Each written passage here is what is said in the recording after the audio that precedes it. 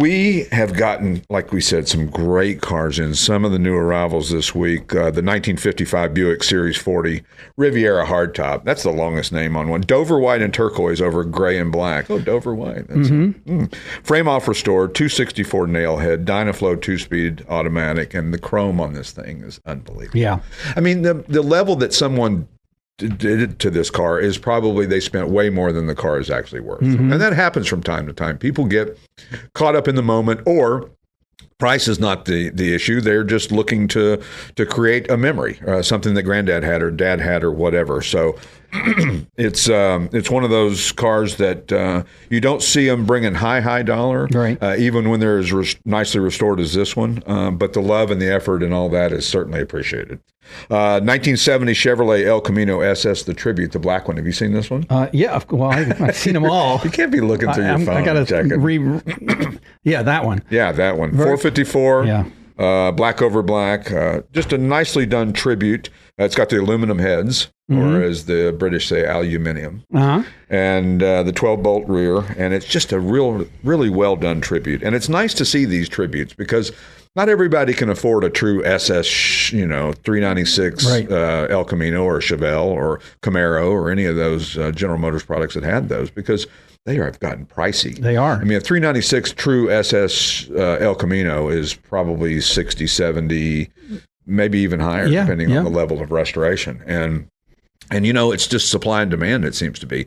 There's so many more people in this world that are becoming a part of this hobby that they just keep, that drives the prices up. Yep. And if, everybody, how many cars do we have that we sell that we get 10 more phone calls in the next week that we've had nothing on for, 3 months? And then all of a sudden everybody wants It's weird how that happens, actually. It happens a little bit more than normal. So, but anyway, the 70 Chevelle or El Camino, great car. The 68 Dodge Coronet RT hardtop Tribute.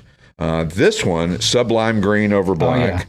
It's a 440. Man, this thing is so cool looking. That thing, that is cool, It doesn't stand out much in that sublime. I think if you're a shy person, it probably would not be the color that you would pick for the car.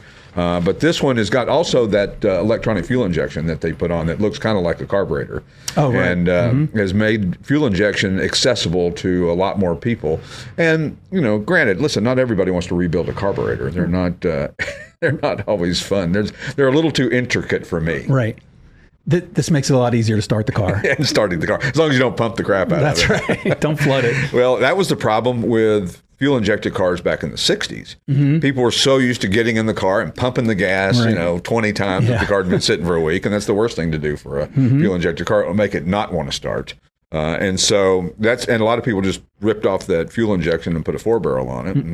And then, of course, the fuel injections became, the unit themselves became very valuable. Right. And still are. I mean, to find an original one from back in the day, a Rochester fuel injection unit that would be correct for the car that you're restoring, I bet you can pay $8 or $10 grand for that. Is that right? Yeah. And because people didn't think about collectability and values back in the day. And so, of course, all of a sudden you got this big hunk of iron sitting there and you go, well, we don't need that. Throw that in the trash or whatever. In a box in the attic that nobody will ever find. Right? How about the 1957 Studebaker Golden Hawk hardtop? Tierra gold and white over gold. This thing is maybe the finest Studebaker Golden Hawk I've ever seen. It's a good one. It really is. I've seen it. The guy did a frame off restored, rebuilt 289 cubic inch, 275 horse, supercharged V8, and the Flight-O-Matic.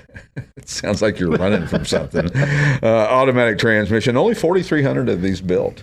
And not all of them were gold, but this one is spectacular. And even though it's called a Golden Hawk, they weren't all gold. That wasn't the name of it. But you want a gold one. Right. You kind of want a gold one. Yeah. They're just so unique. The body style is just wild. And it's one of those ones that when you were younger in the hobby, you probably wouldn't have looked at or thought much about or thought that was anything cool. But the more you see that car and that particular model, and you really learn to appreciate the design on it. You learn to appreciate the rarity of it, and that it was fast. And we've had our fair share of modded Studebakers. Sure. This one is pure and very, they very just nice. had a question on Jeopardy just last night. It was a car category, and they had actually Packard made the Hawk first. Yeah. I didn't realize that. Packard, Studebaker and Packard were both the makers of the Hawk. And then I don't know what year that changed, probably 56 or 58. I don't remember. I think it was 58. Yeah.